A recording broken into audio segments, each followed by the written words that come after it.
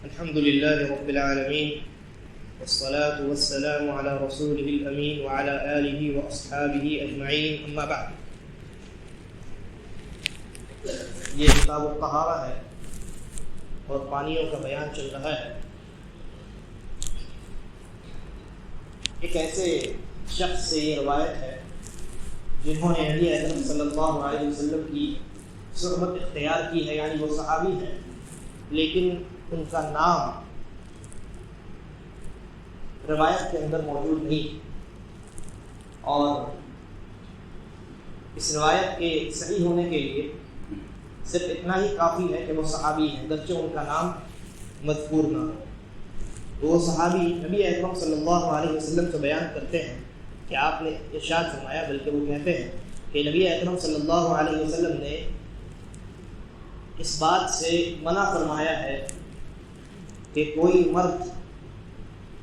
اپنی اہلیہ کے بچے ہوئے پانی سے غسل جنابت کرے، یا کوئی عورت اپنے شوہر کے بچے ہوئے پانی سے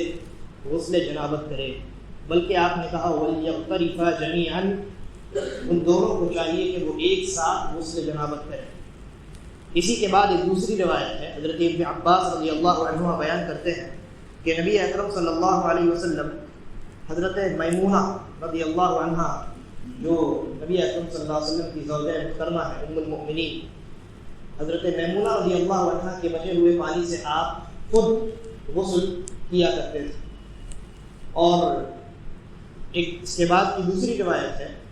کہ اللہ کے نبی صلی اللہ علیہ وسلم کی بیویوں میں سے کسی بیوی نے ایک ٹب میں غسل کیا، اور پھر اس کے بعد جب نبی اکرم صلی اللہ علیہ وسلم اس پانی سے غسل کرنے کے لیے تشریف لائے تو انہوں نے کہا کہ میں نے اس میں غسل جنابت کیا ہے، میں حالت جنابت میں تھی. تو اللہ کے نبی صلی اللہ علیہ وسلم نے فرمایا ان الماء لا یجنب، کہ پانی جو ہے وہ اس میں جنابت نہیں ہوتی. اور یہ تمام روایات صحیح ہیں، بعض صحیح مسلم کی ہے، صحیح بخاری کی ہے، اور بعض سنن وغیرہ کی ہے، سنن ترمذی وغیرہ کی. ان تینوں روایات سے ہمارے سامنے جو باتیں مترشح ہو کر کے آتی ہیں، جو باتیں سمجھ میں آتی ہیں، ان میں سب سے پہلی بات تو یہ ہے کہ اسلام نے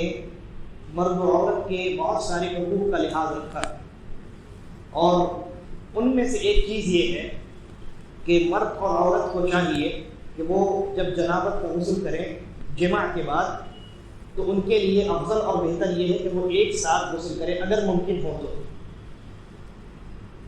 اور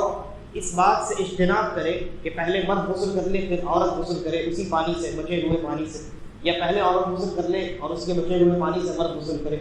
اس بات سے انسان کو احتراز کرنا چاہیے، اور اگر ممکن ہو اس کے گھر میں اگر کوئی مسئلہ نہ ہو تو ایک ساتھ غسل کرنا چاہیے. اور الگ الگ بھی غسل کیا جا سکتا ہے جب کوئی صورت ایسی انسان کے لیے ممکن نہ ہو کہ وہ ایک ساتھ غسل کرے، جیسا کہ نبی اکرم صلی اللہ علیہ وسلم نے خود حضرت میمونہ رضی اللہ عنہ کے بچے ہوئے پانی سے اور ان کے علاوہ ایک دوسری زوجہ محترمہ کے بچے ہوئے پانی سے غسل کیا ہے. تو یہ پہلی بات معلوم ہے. اور دوسری بات یہ کہ انسان جب ایک ساتھ غسل کرتا ہے تو پانی بھی کم خرچ ہوتا ہے. تیسری بات یہ کہ میاں اور بیوی کے لیے یہ جائز ہے کہ وہ دونوں ایک دوسرے کو برہنہ حالت میں دیکھیں، اس لیے کہ دونوں ایک دوسرے کے لباس ہیں، دونوں ایک دوسرے کو برہنہ حالت میں بغیر کپڑے کے دیکھ سکتے ہیں. یہ صرف انہیں کے لیے خاص ہے. اسی طریقے پر ایک چوتھی بات یہ معلوم ہوئی کہ نبی اکرم صلی اللہ علیہ وسلم کی کئی بیویاں تھیں، صرف ایک ہی بیوی آپ کی نہیں تھی بلکہ کئی ایک سے زائد بیویاں تھیں، اور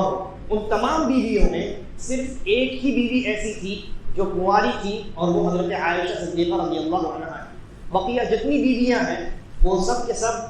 پہلے سے شادی شدہ تھیں، یا تو ان کے شوہر کا انتقال ہو چکا تھا یا وہ طلاق یافتہ تھے. یہاں ان لوگوں کے لیے جواب ہے جو نبی اکرم صلی اللہ علیہ وسلم کے اوپر طنز کستے ہیں اور یہ کہتے ہیں کہ آپ عیش پرست تھے، اور اسی عیش پرستی میں آپ نے 11-12 نکاح کیے.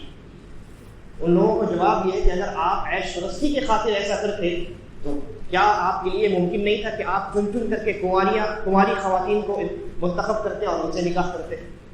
لیکن آپ نے ایسا نہیں کیا۔ یہ اس بات کی دلیل ہے کہ اللہ کے نبی صلی اللہ علیہ وسلم کے جتنے نکاح تھے وہ نکاح حصول لذت کے لیے نہیں تھے، بلکہ اشاعت دین اور اسلام کی ترویج و اشاعت کے لیے تھے۔ اور اسی طریقے پر جب اللہ کے نبی صلی اللہ علیہ وسلم کی ایک بیوی نے غسل کر لیا تھا اور آپ ان کے بچے ہوئے پانی سے غسل کرنے کے لیے آئے تو انہوں نے کہا کہ میں حالت جنابت میں تھی، میں نے حالت جنابت میں پانی استعمال کیا۔ تو اللہ کے نبی صلی اللہ علیہ وسلم نے کیا جواب دیا؟ کہا کہ پانی جو ہے اس میں جنابت نہیں ہوتا، یعنی انسان جب حالت جنابت میں ہوتا ہے